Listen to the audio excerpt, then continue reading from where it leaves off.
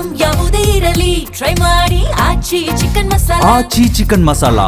ಸಿದ್ದಾಪುರ ಠಾಣಾ ವ್ಯಾಪ್ತಿಯಲ್ಲಿ ನಡೆದಿದ್ದ ಯುವತಿ ರಮ್ಯಾ ಕಿಡ್ನಾಪ್ ಪ್ರಕರಣಕ್ಕೆ ಸಂಬಂಧಿಸಿದಂತೆ ಮತ್ತೊಂದು ತಿರುವು ಸಿಕ್ಕಿದೆ.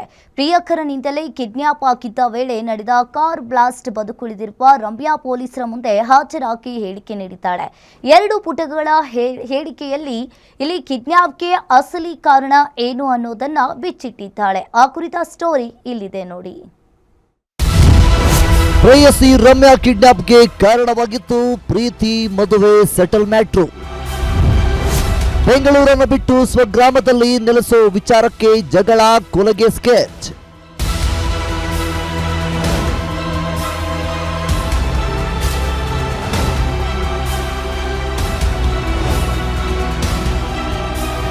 ಪ್ರಿಯಕರನಿಂದಲೇ ಕಿಡ್ನಾಪ್ಗೊಳಗಾಗಿ ಸಿನಿಮೆಯ ರೀತಿಯಲ್ಲಿ ಬದುಕುಳಿದಿರುವ ರಮ್ಯಾ ಸಿದ್ದಾಪುರ ಪೊಲೀಸರ ಮುಂದೆ ಹಾಜರಾಗಿ ಕಿಡ್ನಾಪ್ ಕೇಸ್ ಸಂಬಂಧಿಸಿದಂತೆ 2 ಪುಟಗಳ ಹೇಳಿಕೆ ನೀಡಿದ್ದಾರೆ. ರಮ್ಯಾ ನೀಡಿರುವ ಹೇಳಿಕೆ ಪ್ರಕಾರ ಬಾಲ್ಯದಿಂದಲೇ ಇವರಿಬ್ಬರ ನಡುವೆ ಪ್ರೀತಿ ಇತ್ತು. ನಾಗೇಂದ್ರನೊಂದಿಗೆ ಪ್ರೀತಿಯಲ್ಲಿದ್ದ ರಮ್ಯಾ ಮದುವೆಗೂ ಒಪ್ಪಿಗೆ ಸೂಚಿಸಿದ್ದರು. ಆದರೆ ಮದುವೆಗಿಂತಲೂ ಹೆಚ್ಚಾಗಿ ಬೆಂಗಳೂರಿನ ಕೆಲಸ ಬಿಟ್ಟು ಆಂಕೋಲಕ್ಕೆ ಬಂದು ನೆಲೆಸುವಂತೆ ನಾಗೇಂದ್ರ ಪಟ್ಟು ಹಿಡಿಯುತ್ತಿದ್ದ ಎನ್ನಲಾಗಿದೆ. ಆದರೆ ಇದಕ್ಕೆ ಒಪ್ಪದ ರಮ್ಯಾ, ನಾನು ಬೆಂಗಳೂರು ಬಿಡಲ್ಲ, ಕೆಲಸವೂ ಬಿಡಲ್ಲ, ನೀನೇ ಬೆಂಗಳೂರಿಗೆ ಬಾ ಎಂದು ಹೇಳುತ್ತಿದ್ದಳಂತೆ. ಇದೇ ವಿಚಾರಕ್ಕೆ ಕಳೆದ 1 ವರ್ಷದಿಂದ ಇಬ್ಬರ ನಡುವೆ ನಿರಂತರ ಜಗಳ ನಡೀತಾ ಇತ್ತು.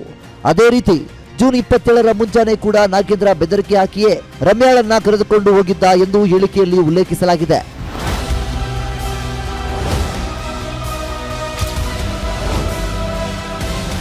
ಇನ್ನು ಹಲ್ಲೆ ನಡೆಸುವ ಮುನ್ನವೇ ರಮ್ಯಾಳನ್ನ ಕೊಂದು ಬಳಿಕ ನಾಗೇಂದ್ರನು ಆತ್ಮಹತ್ಯೆ ಮಾಡಿಕೊಳ್ಳುವ ನಿರ್ಧಾರವನ್ನು ಮಾಡಿಕೊಂಡಿದ್ದ ಎನ್ನುವುದನ್ನು ರಮ್ಯಾ ಪೊಲೀಸರ ಮುಂದೆ ಬಿಚ್ಚಿಟ್ಟಿದ್ದಾರೆ.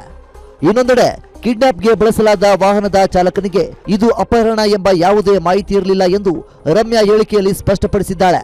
ಪ್ರಕರಣಕ್ಕೆ ಸಂಬಂಧಿಸಿದಂತೆ ರಮ್ಯಾ ನೀಡಿರುವ ಸಂಪೂರ್ಣ ಹೇಳಿಕೆಯನ್ನು ಆಧರಿಸಿ ಸಿದ್ದಾಪುರ ಪೊಲೀಸರು ತನಿಖೆಯನ್ನು ಮತ್ತಷ್ಟು ತೀವ್ರಗೊಳಿಸಿದ್ದಾರೆ.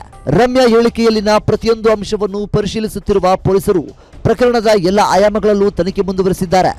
ತನಿಖೆಯ ಅಂತಿಮ ವರದಿ ಬಳಿಕವೇ ಘಟನೆಯ ಸಂಪೂರ್ಣ ಸತ್ಯಾಂಶ ಬಹಿರಂಗವಾಗಬೇಕಿದೆ.